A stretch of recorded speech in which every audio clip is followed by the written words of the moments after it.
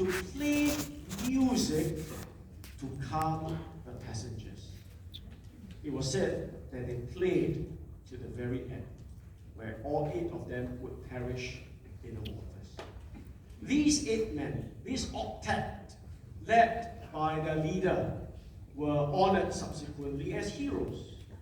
And one survivor wrote, "Many brave things were done that night, but none were more brave than those done by men playing minute after minute as the ship settled quietly lower and lower in the sea."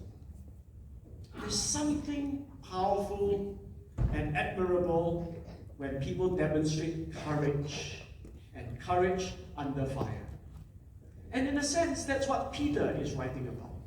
He's writing to the elect exiles, the church of God, was scattered, a people who are persecuted, people who are harassed and facing hostility.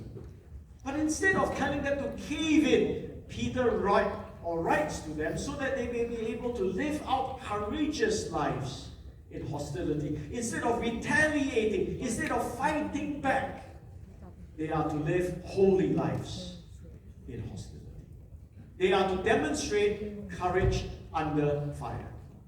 So, Peter reminds them in chapter 2, verse 9, we last looked at that they are a chosen race, a royal priesthood, a holy nation, a people of his own possession. God has saved them and even placed them in this hostile environment so that they may be able to proclaim God's excellencies.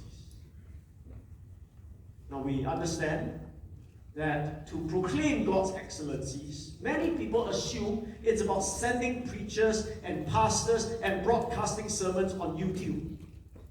But in Peter's mind, he's not thinking about sending special people. He's thinking about how the people of God, all of us, the church of God, will live rightly before the world.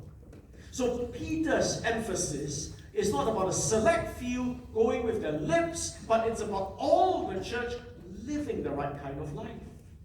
That is the most powerful way to glorify God and to proclaim his excellencies to a watching world. People are looking at Christians. People are looking at us. The question is, what does it mean to live rightly? If this is key to glorifying God, how do we live? What does living rightly really look like? The first thing Peter would say is that we live out lives of biblical submission. So in the verses to follow, he's going to teach us on what it means to submit to governments, to emperors, to governors, to submit to masters if you are a domestic servant, and to submit even to your own husbands. And mind you, he does not say, subject yourselves to them because they are godly or because they are great. In fact, he tells us that this submission is even to people who are wicked and unjust. Now, submission alone is very hard already for us to accept. Because most of us, when we think about submission, we think of something like MMA or wrestling, a submission move. It means that you are so overpowered by your enemy that you have to be submitted, you surrender. So we think of submission as a negative word.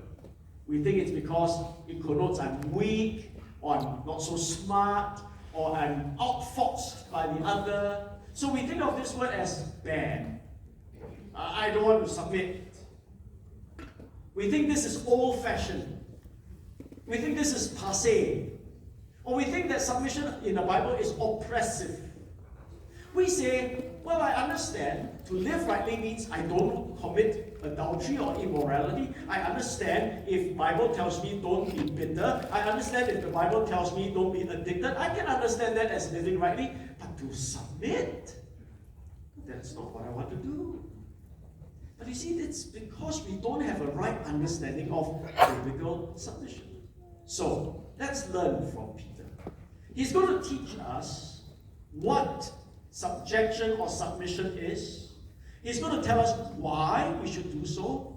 And then he's going to explain how submission is really not weakness, but strength. So let's look at these things.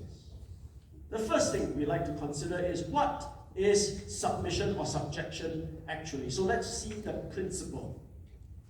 Let's study it. Peter says, be subject for the Lord's sake to every human institution, or literally to every human creation. The word subject in the Greek is literally to put yourself under.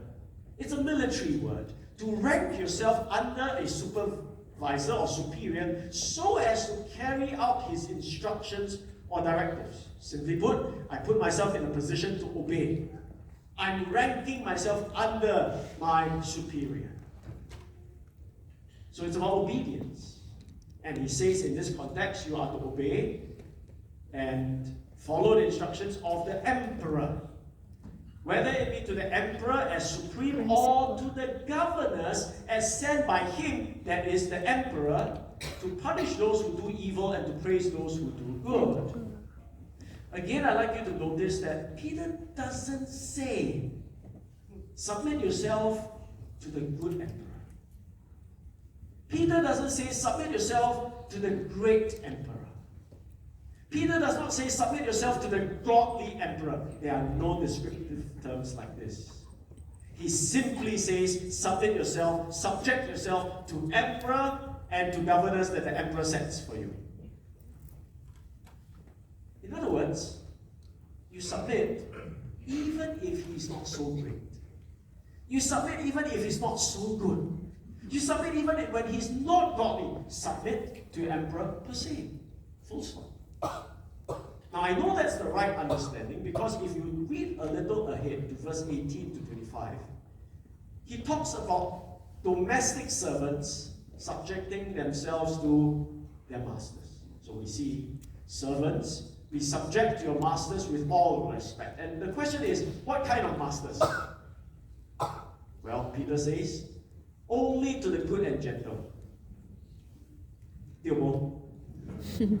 No lie, I did not read my Bible correctly because actually the Bible says not only to the good and gentle, but also to the unjust, to the crooked, to the wicked. This is stunning. You are to subject yourself even if your master is a wicked man. And later on, there will be instruction to the wives. Wives, submit yourself to your husbands. Does it say subject yourself to your great husband, handsome husband, kind husband? No, submit yourself to your husband who is not saved. He's not a Christian. He doesn't know God. But if he's your husband, you submit yourself to him.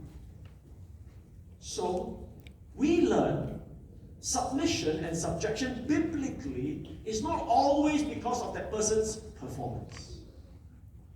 Now, certainly if the emperor or the government or the prime minister performs really well, it makes it a lot easier for people to submit and subject themselves to them.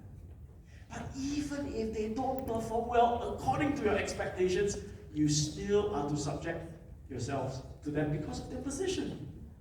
You see, whenever your children disobey, you tell them, follow my instructions, obey me. What do you say to them? They say, why should I follow you? Follow you. What do you say? Because I'm your father. I mean, that's the blanket statement that all parents use, right? Is it because I'm always right? Is it because my IQ is higher than yours? Is it because I'm richer? No, it has nothing to do with these things. We as parents know children need to learn submission to their parents. Submission. Honor your father and your mother. Listen to me because I am your father, that's all. You can go live. Imagine a day where a kid decides whether he should obey based on IQ score on Mensa test. Dad, your IQ 99. My husband 10. You submit to me, please. Huh?